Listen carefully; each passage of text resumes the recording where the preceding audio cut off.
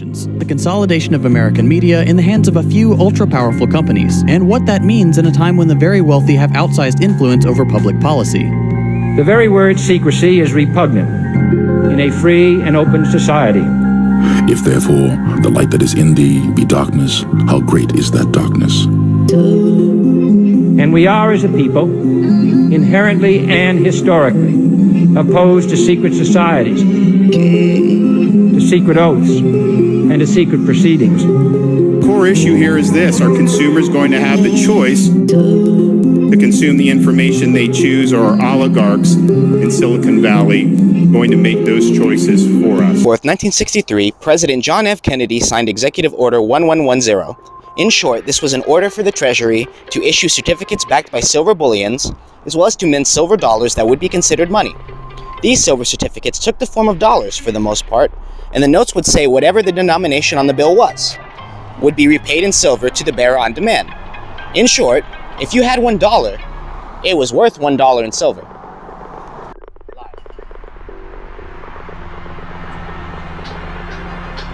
Hey guys, thanks for watching Odyssey Media. I really had to coming out here and show you guys how awesome Tampa, Florida is. Tampa vibes. Make sure you're subscribing as well. So today's episode, I want to bring everyone together. You know, you always hear about economic inequality. You hear about Antifa, how capitalism is bad. You even hear conservatives say, you know, there's crony capitalism with the corporatism. But one of the great things and why JFK was revered, aside from the executive order that you just heard, and making money real and giving more value to the citizen and what they can purchase and how the credits are issued, this is the type of issue that can bring people together, the left and the right. It's a bipartisan issue against a central, illegal, private Federal Reserve Bank. It is not a federal entity. You know, it's not part of the federal government. There is no oversight, no committees that look at it, that look inside their books.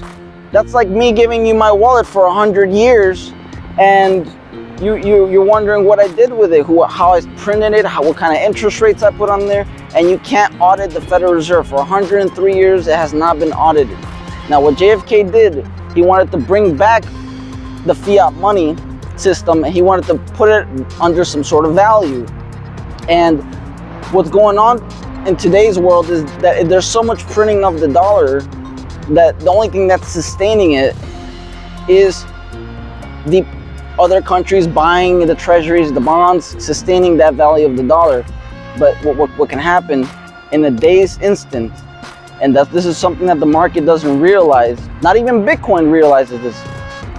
Even Bitcoin and all the cryptocurrencies, those are speculative commodities that you can go in there and you know which one's gonna boom, which one's gonna burst, and you can quickly get in and out. That's why even Elon Musk is playing with the crowds. Elon Musk is actually not playing with cryptos, he's playing with the crowds.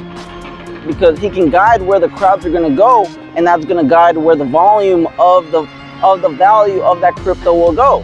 So he's figured it out. It's just a speculative commodity. But gold and silver are real monetary values that can't be duplicated. Okay? So let me tell you, and that's the reason why I think the man was taken out. Okay, because he wanted to give the people back a sense of value for their money. You can go and issue $1 and get a silver dollar as well, you know? And that was huge. That took away the power of the printing presses of the Federal Reserve Bank. So again, it has never been audited for 102 years. And so in essence, we don't really have true capitalism. We don't have true capitalism because you have a private bank entity that has no oversight by any committee in the government or any department, and not even the Treasury itself, and can print whatever it wants, put whatever interest rates it wants, and you cannot see the books into what it's doing internally, or you cannot know who the stockholders are. Imagine having a country where you don't even know the stockholders of your central private bank, and that's not how it was supposed to be. It was supposed to be regulated by the Congress. We're supposed to have a national bank that can be audited at any time. The Federal Reserve has never been audited for 103 years. That's something. So what JFK was trying to do, he was trying to dial the power back from the central bank to the people. You know, so tomorrow, China could dump trillions of dollars of assets of bonds that they've been buying up, because they're using the U.S. Treasury bonds to leverage as a form of hard power. Because if they can have more U.S. bonds, then they can control the value of the dollar. Because if they keep I read an article the other day that China is not only buying U.S. bonds, they're buying U.S. bonds that other countries have. So let's say Singapore has U.S. treasuries. China's coming over and buying those treasuries from Singapore, so they're hoarding U.S. treasuries. Why? Why are they doing that? Because they know that if they do it in one day, they will crash the market. One day they'll crash the market, and they'll put the dollar in a monetary crisis. And that's something that the United States government has never had, a monetary crisis where the actual dollar itself can actually be crashed. Because the central bank has manipulated the inflation and deflation cycles to prevent these things, and in many cases have caused it. So what is my point of this video? What is the point of JFK? JFK was doing a small part to take that away, like Lincoln did. Lincoln made the greenbacks. He made his own money with his own bank that was not at interest to the citizens, which means there was no national debt. Okay, paid back to anybody else, and that's why he was shot, aside from the slavery thing. Okay, same thing with JFK. He wanted to bring back the money to the people, not the same way that Lincoln wanted, which was to make its own currency and have a national bank, but he wanted to at least have it exchangeable for real value. So what the point is, what I'm trying to make is, it has been a constant battle in history. Presidents have been killed over it, and we don't have true capitalism. My friend sent me a message today. He lives in Austin, Texas, and he says, oh yeah, one of my friends is doing a startup. Oh yeah, he's an anarcho-capitalist. I'm like, what? What is an anarcho-capitalist? That's so contradictory. How can you have anarchy with a system that is supposed to be a free market, but also have some sort of basic and free and equivalent regulation? You can't in an anarchist society. So these ideologies that are coming out now are completely. They know something is wrong, but they can't pinpoint it. They can't pinpoint it. And the Federal Reserve is where the left and the right have to pinpoint themselves, because there's no true capitalism under the Federal Reserve. And it's still the #1 economy in the world, because the middle class and the middle class capitalism keep it alive. But at the internal heart of the nation, it is a beast that has been taken over. The heart of the nation has been taken over, because the money that you work for, that you go to grind for, that you sweat blood and tears for, is printed at will at their interest. They get to make up the interest, and that's how you have a national debt. You ask anybody, who do we owe the national debt to? Nobody knows. How is money made? The Treasury? Nope. The Treasury does not print the money, and nobody knows who the national debt is owed to. The Federal Reserve private bank, who has private stockholders, and we don't know about it for 106 years. And they get to print at will, and they get to make the interest that we have to pay back, even though they're printing money out of thin air. How are you going to pay the money that you're printing out of thin air if you're putting interest? It's unpayable. And that's why Andrew Jackson was the only president to ever clear the national debt, because he ended the reign of the private central banks. He instituted the national bank. Obviously that was taken down, but he was the only president to ever do that. So again, early 1700s, early 1800s, up to the 60s, it has been an American internal battle for the control of the dollar, for the control of how to print it, for who issues it, who puts the interest rate, and who is in debt to. But if we can get into a system of non-debt, that from a dollar that goes from being a fiat system that's backed by nothing except what other countries' assets they have of dollars, into a precious metals or a fiat system like Ben Franklin, like the Constitution were signed in In the mid-1700s, pre-revolutionary America was still relatively poor. There was a severe shortage of precious metal coins to trade for goods, so the early colonists were forced to experiment with printing their own homegrown paper money. Some of these experiments were successful. Franklin was a big supporter of the colonies printing their own paper money. In 1757, Franklin was sent to London. He ended up staying for the next 18 years here, nearly until the start of the American Revolution. During this period, the American colonies began to issue their own money.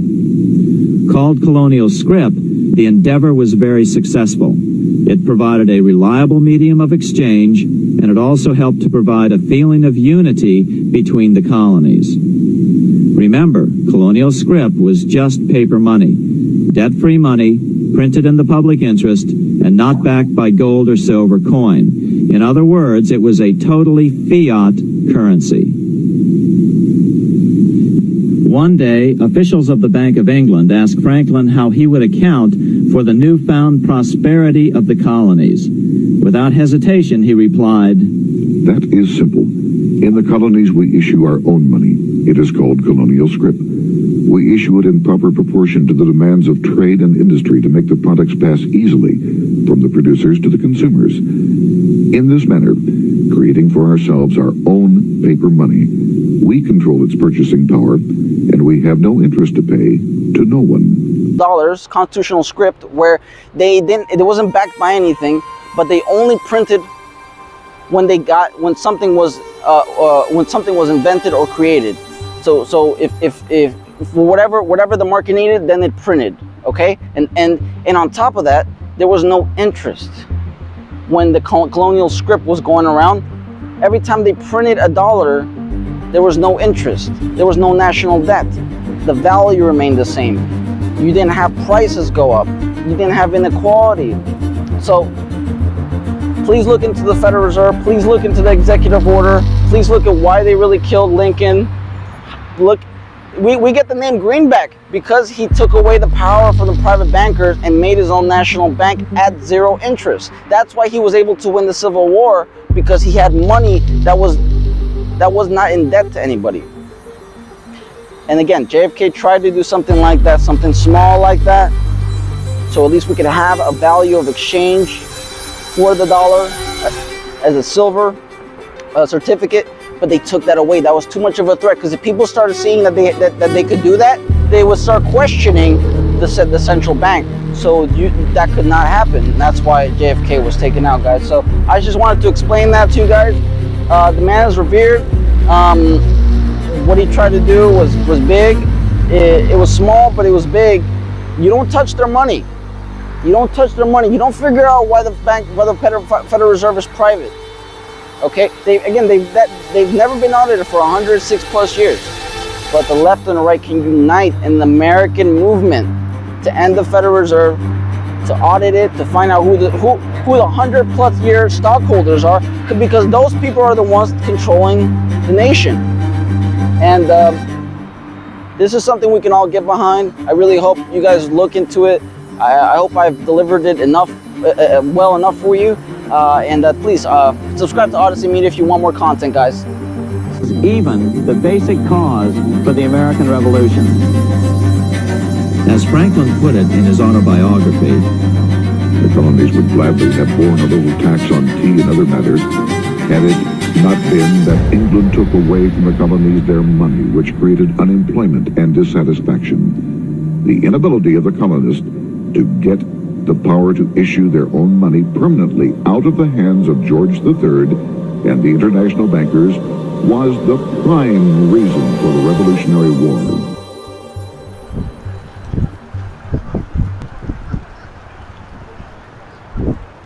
So no matter what your political divide is, if you really want to get to the depth and the true part of corruption in society, one of the most corrupt, if not the most corrupt institution in the United States for more than 106 plus years, since 1913, then it doesn't matter if you're liberal or conservative, but the main thing is if you want to draw this corruption and make true capitalism, make an actual true market, because it's not a true market. And this is the reason why he was shot in Dallas. I really think so, because after that he would have kept going. He would have kept instigating. First it was the silver certificates, then it would have been an audit, then it would have probably been an ending of the actual, or reforming of the actual Federal Reserve.